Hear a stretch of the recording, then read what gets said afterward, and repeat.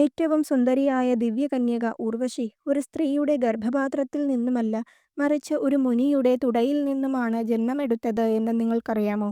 ദേവീഭാഗവതം 4-ാം സ്കന്ധമനുസരിച്ച് ഒരിക്കൽ ബദരികാശ്രമത്തിൽ ഋഷിമാരായ നരനാരായണന്മാർ 1000 വർഷങ്ങളായി തപസ് ചെയ്തു വരികയായിരുന്നു.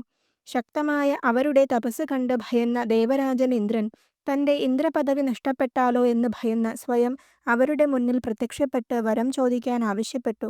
പലതവണ ചോദിച്ചിട്ടും നരനാരായണന്മാർ ഒന്ന് കണ്ണു തുറക്കുക പോലും ചെയ്തില്ല.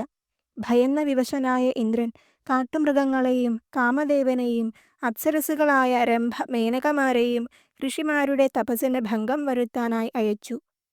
രംഭയും മേനകയും തങ്ങളുടെ 10,000 തോഴിമാരുമായി കാമദേവന്റെ സഹായത്തോടെ പാട്ടുപാടി നൃത്തം ചവിട്ടാൻ ആരംഭിച്ചു. കണ്ണു തുറന്ന നരനാരായണന്മാർ കോപാകുലരായി. നാരായണ ഋഷി തന്റെ തുടയിൽ ശക്തിയായി അടിച്ചുകൊണ്ട് അവിടെയുണ്ടായിരുന്ന അപ്സരസ്സുകളുടെ സൗന്ദര്യത്തെ തോൽപ്പിക്കുന്ന തരത്തിലുള്ള ഒരു സ്ത്രീയെ സൃഷ്ടിച്ചു. നാരായണ ഋഷിയുടെ ഊരുവിൽ നിന്ന് തുടയിൽ നിന്ന് ജനിച്ചതിനാൽ അവൾക്ക് ഊർവശി എന്ന് പേരുവന്നു. ലജ്ജയും അത്ഭുതവും തോന്നിയ ഇന്ദ്രൻ ഊർവശിയെയും അവളുടെ ഒപ്പം ജനിച്ച മറ്റ് അപ്സരസ്സുകളെയും കൂട്ടി സ്വർഗത്തിലേക്ക് മടങ്ങി.